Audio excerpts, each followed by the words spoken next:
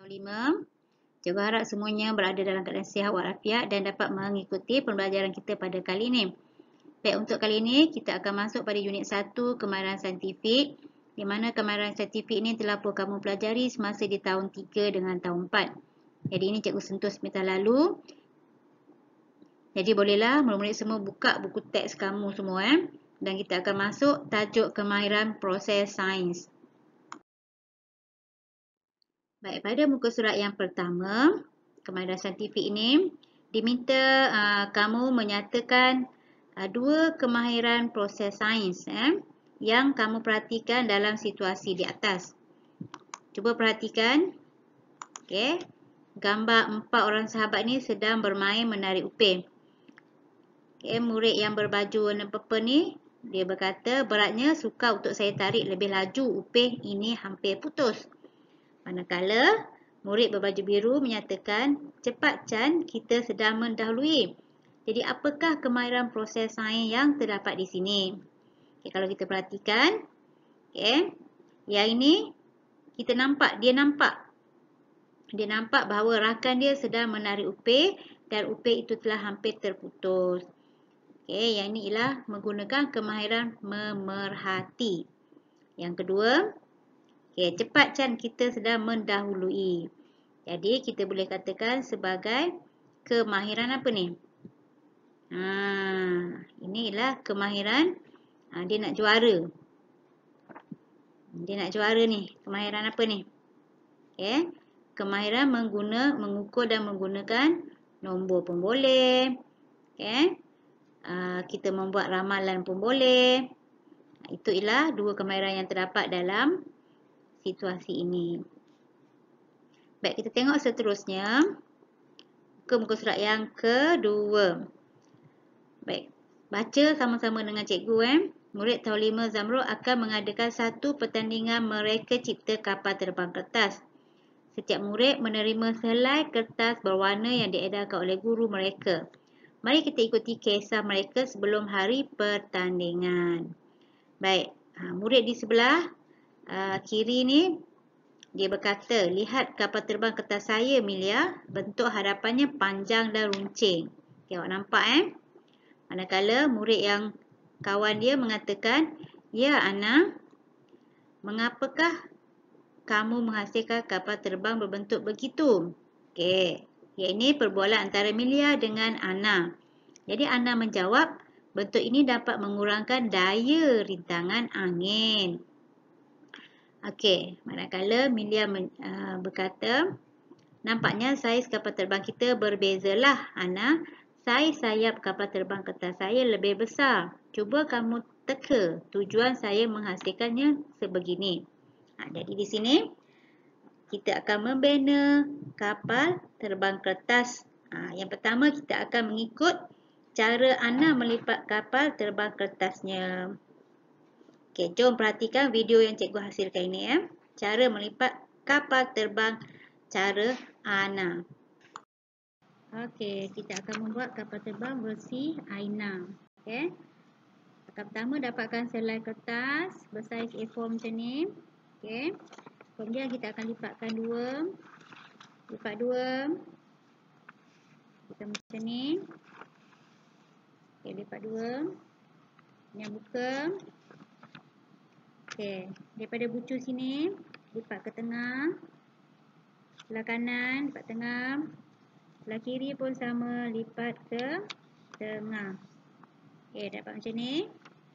Okey, kemudian kita akan lipat ke bawah. Daripada bucu yang atas ni, kita turunkan ke bawah. Dan pastikan lebih sikit lah. Okey, jangan betul-betul kena pada bucu ni. Lebihkan sedikit ke bawah. Okey, dapat macam ni. Okey, seterusnya kita lipat. Daripada ni, belah kanan, lipat ke tengah lagi. Kita tarik bagi dia kemas. Okey, yang kiri pun sama, kita tarik ke tengah. Cantumkan. Okey, dapat Okey, bahagian sini, kita lipat ke atas. Okey, dapat lipat ke atas macam ni. Okey. Kita balikkan. Balikkan. Dan lipat daripada bucu kanan ke bucu kiri. Okey, kita lipatkan bucu kanan ke bucu kiri. Lipatkan macam ni. Kemudian yang ini, bucu ni kita lipatkan ke tengah. Ke tengah pastikan ada bucu lah. Ke tengah. Okey. Sebelah ni pun kita terbalikkan.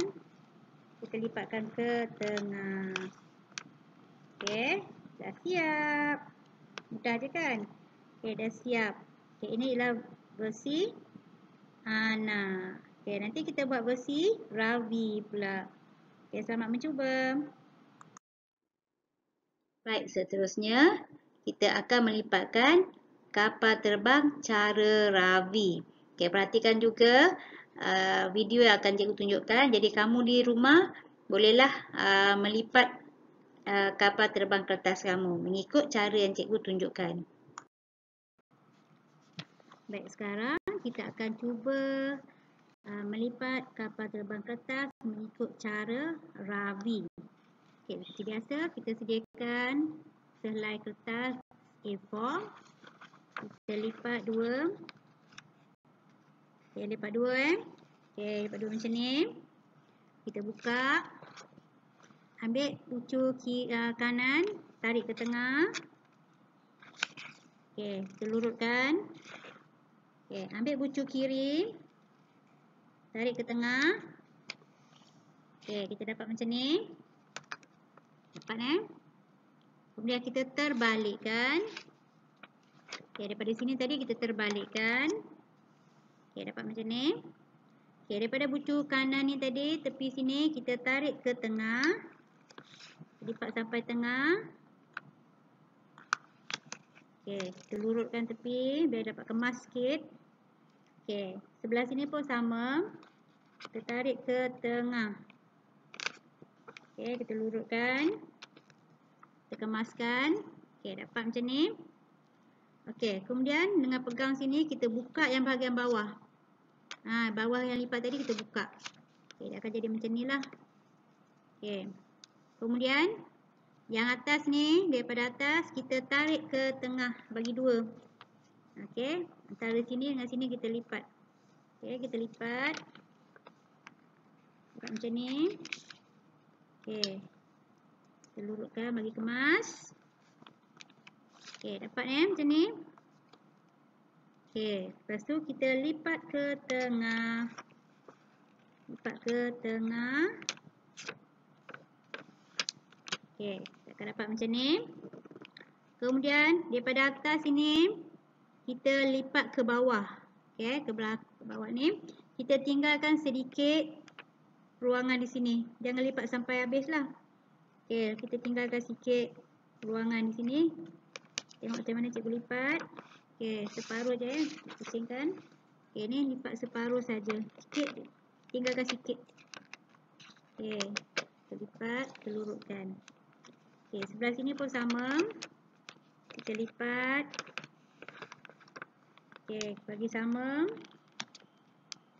Okey, kita lurutkan dia. Okey, kita buka. Okey, dah dapat satu lagi kapal terbang. Yang ini versi Ravi. Dan yang kuning ni ialah versi Ana. Okey, murid-murid boleh buatlah di rumah. Okey, boleh ya? Selamat mencuba. Baik, buka muka surat 4. Jadi nampaknya kita dah berjaya menghasilkan dua versi kapal terbang, iaitu bentuk yang sama seperti yang Ana buat dan juga bentuk seperti yang Ravi buat. Sekarang kita lihat perbualan antara mereka. Baik, saya perhatikan ada pelbagai bentuk kapal terbang kertas di sini. Okay, apa jawab Ana? Ya, Amelia. Walaupun terdapat pelbagai bentuk, nampaknya setiap kapal terbang kertas ini mempunyai persamaan, iaitu bentuknya tirus di hujung. Perbezaannya pula terletak pada saiz sayap. Jadi mereka ni membuat kapal terbang yang berbentuk hujungnya tirus, cuma sayap saja yang berbeza. Okey, jom kita tengok lagi. Okey, pada hari berikutnya, Cikgu Zaki meminta semua murid tahun 5 Zamrud membawa kapal terbang kertas masing-masing dan berkumpul di dewan tertutup di sekolah. Mereka akan melancarkan kapal terbang kertas yang telah dihasilkan. Okey, sekarang Cikgu nak kamu semua buka, tengok pada muka surat 5. Okey, kita akan melancarkan kapal terbang. Kita nak tengok jarak yang dilalui oleh setiap kapal terbang. Okay, kamu boleh bacalah apa yang terkandung di sini. Okey, sekarang kita nak lancarkan kapal terbang. Kita nak cari. Okay, tujuan penyiasatan kita ialah mengkaji hubungan antara panjang gelang getah yang ditarik dengan jarak terbang kapal terbang kertas. Baik. Kapal terbang cikgu dah buatkan tadi, kamu dah tengok, dan kita akan cuba lancarkan ataupun terbangkan kapal terbang ini dan lihat jarak setiap kapal terbang. Kita dah ikut langkah-langkah seperti nombor 1. Okay, bentukkan klip kertas seperti yang ditunjukkan dalam gambar. Kemudian pasang klip kertas. Okay, kita letakkan klip kertas di bahagian hujung. Kemudian staplerkan dan kita tarik menggunakan gelang getah. Seperti gambar rajah ni. Kita buat 3 kali uji kaji lah. Okay, yang pertama kita menggunakan 10 cm panjang gelang getah ditarik. Okay, yang ni. Dan selepas itu kita ukur jarak yang dilalui. Yang kita ulang, kita tarik panjang getah pada 20 cm. Dan kita lepaskan dan kita ukur jarak kapal terbang kertas ini. Sehinggalah kita tarik panjang getah kepada 30 cm dan kita ukur jarak terbang kapal terbang kertas. Jom tengok apa yang dah cikgu hasilkan video untuk kamu. Baiklah, roket kita dah bersedia untuk dilancarkan. Kita tarik panjang gelang getah ni pada jarak 10 cm ni ya, 10 cm. Jom. 1, 2, 3. Okey, kita ambil. Kita mengukur jaraknya.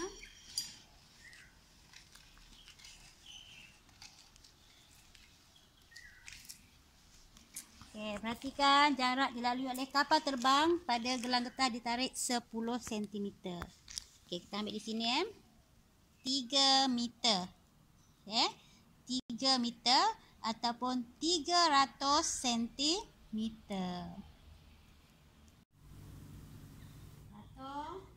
2, 3. Okey, jom kita ukur jarak apabila gelang getah kita tarik 20 cm. Jom kita ukur.